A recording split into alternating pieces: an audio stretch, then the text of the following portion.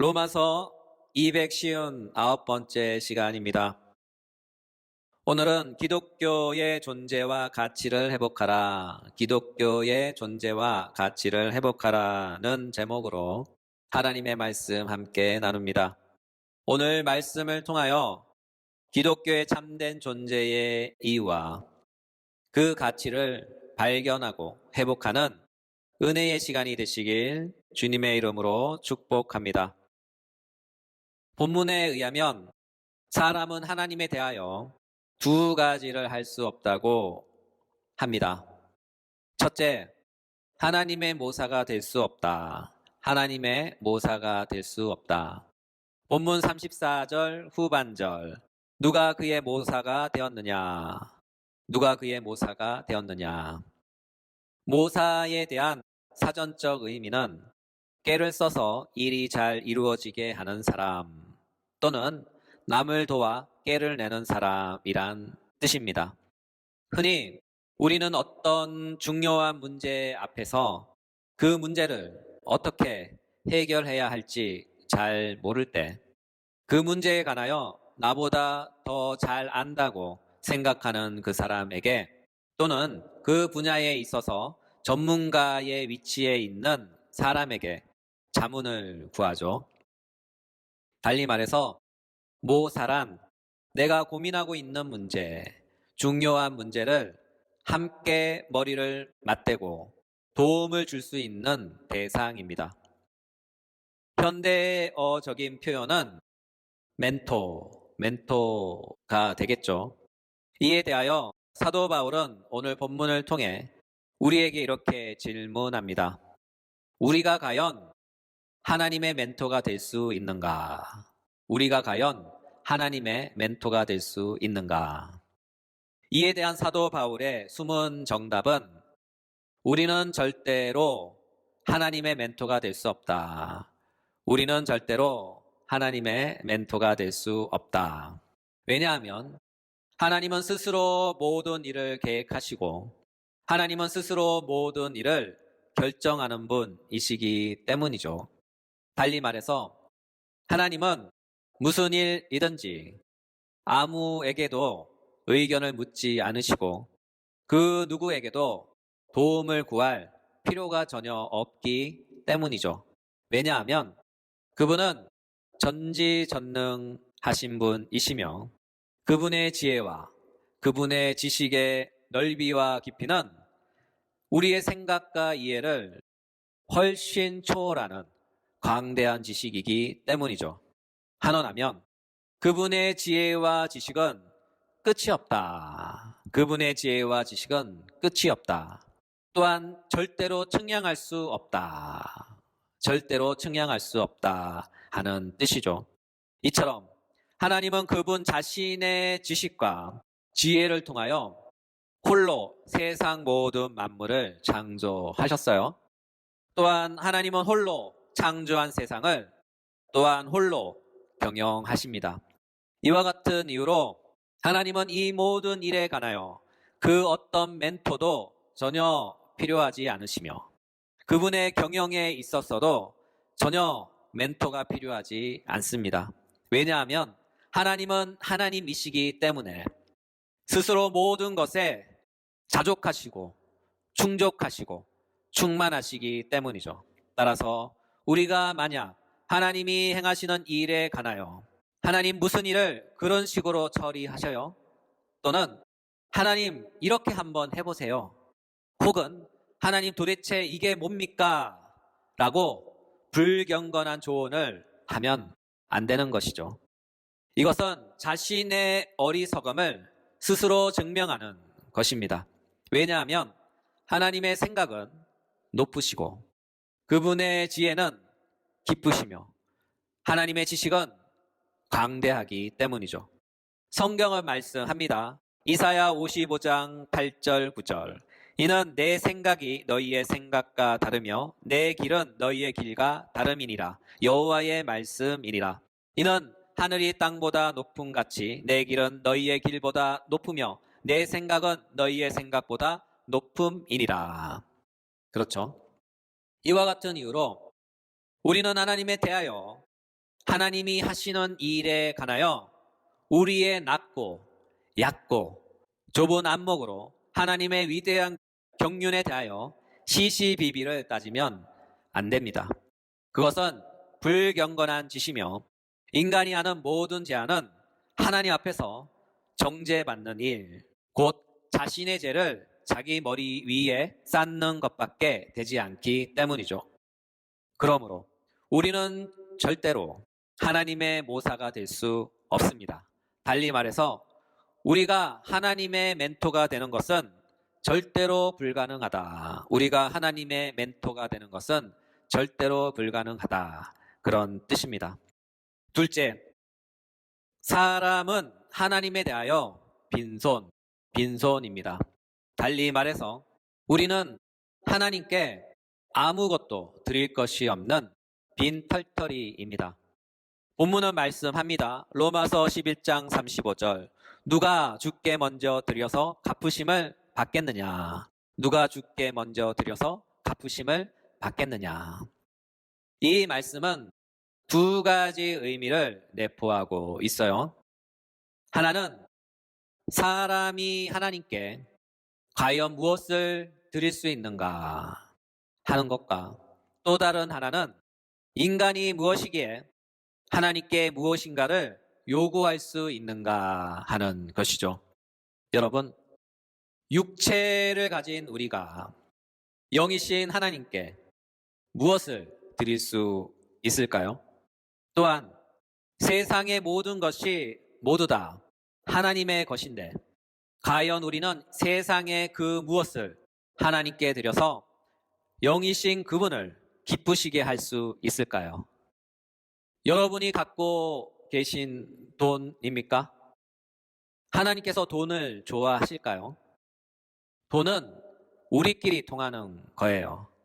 하나님에게 있어 돈은 아무것도 아닙니다. 주님은 말씀하시죠.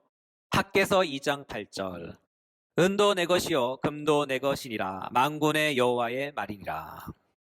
주님은 말씀하시죠. 은도 내 것이요 금도 내 것이라. 은도 내 것이요 금도 내 것이라. 여러분, 은을 창조하시고 금을 창조하신 분이 바로 하나님입니다. 그분께서 마음만 먹으시면 온 세상을 온통 금과 은이 되게 하십니다. 심지어 저 우주 모두 다 금이 되게 할 수도 있어요. 그렇죠? 이와 같은 이유로 하나님께 있어 돈은 아무것도 아니에요. 전혀 무가치합니다. 또한 은이나 금뿐이겠습니까? 우리가 밟고 있는 땅도 하나님의 것입니다.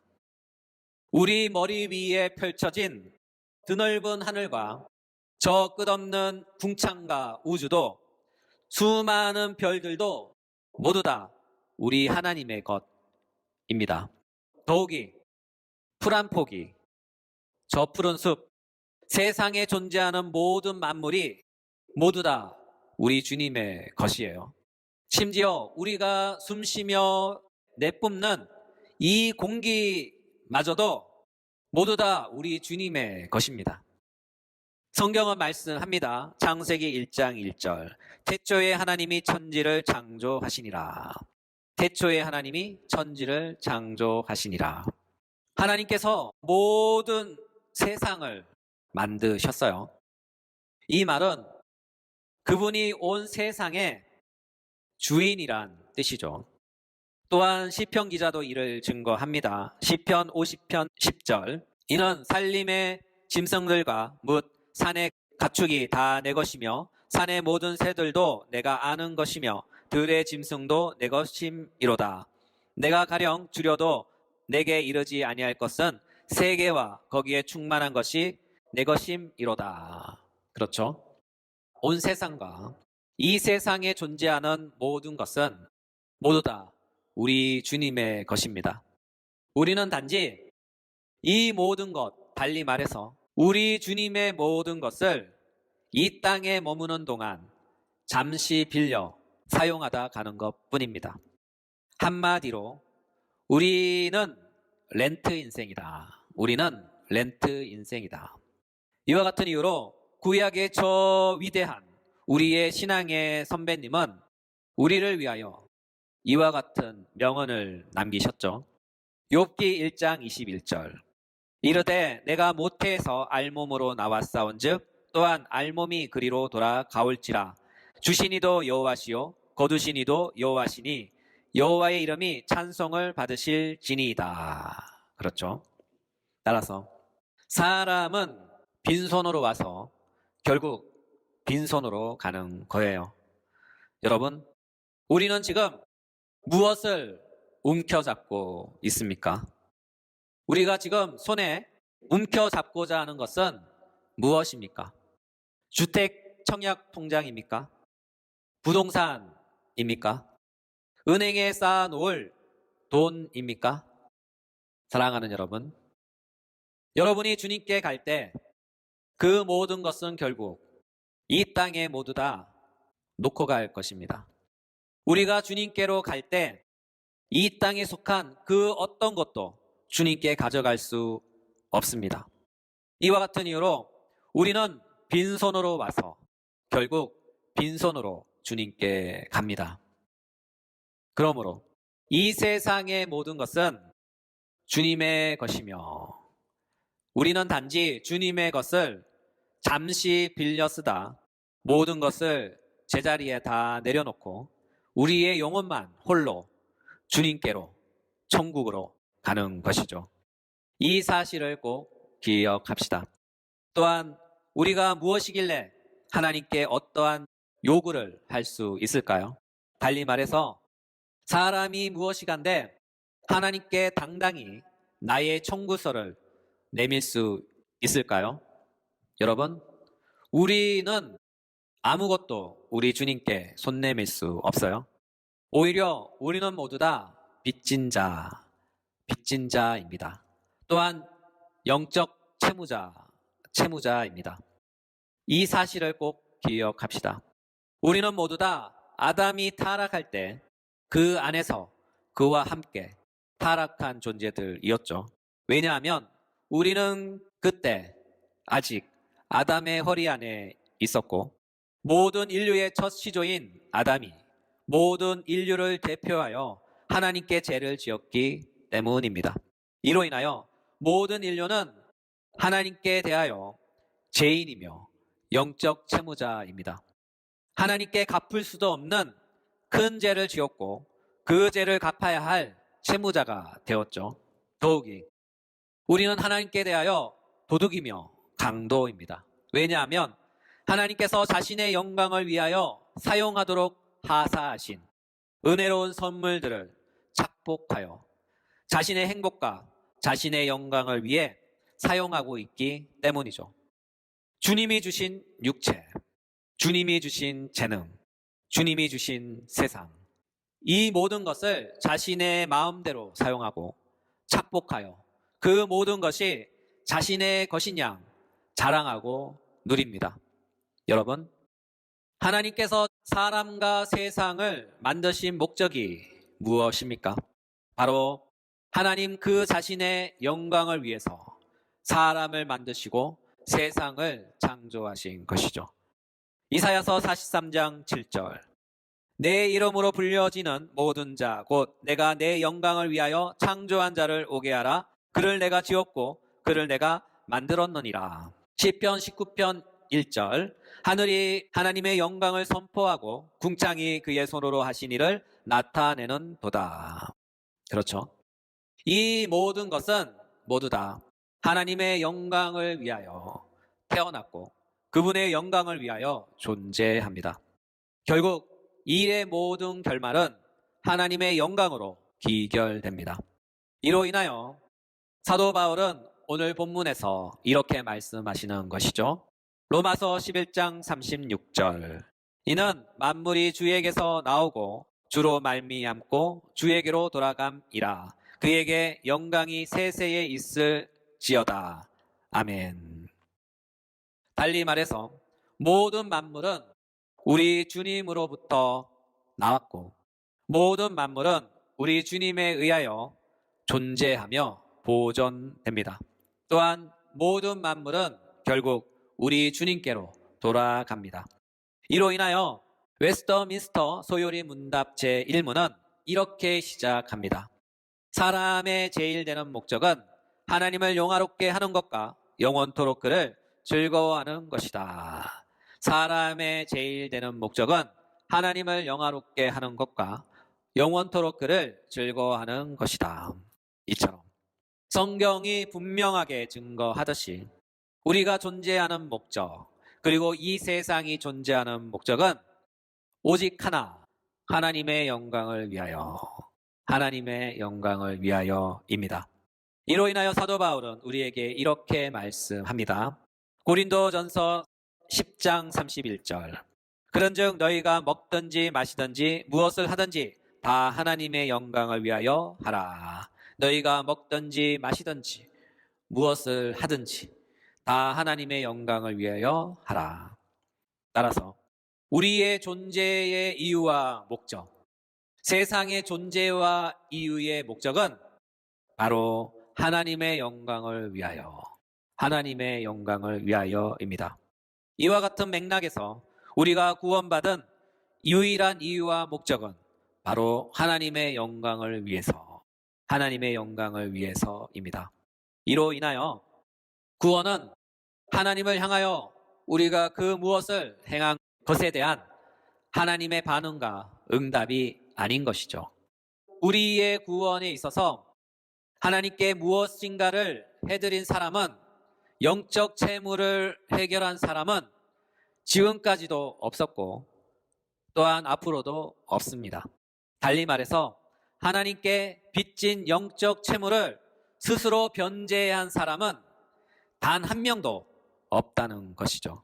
왜냐하면 구원은 온전히 하나님께 속한 것이며 사람에게서 나오는 것이 아니라 전적으로 하나님으로부터 나오는 것이기 때문이죠. 이로 인하여 우리는 사도 바울의 오늘의 말씀을 주목할 필요가 있어요. 만물이 주에게서 나오고 주로 말미암고 주에게로 돌아감이라. 만물이 주에게서 나오고 주로 말미암고 주에게로 돌아감이라.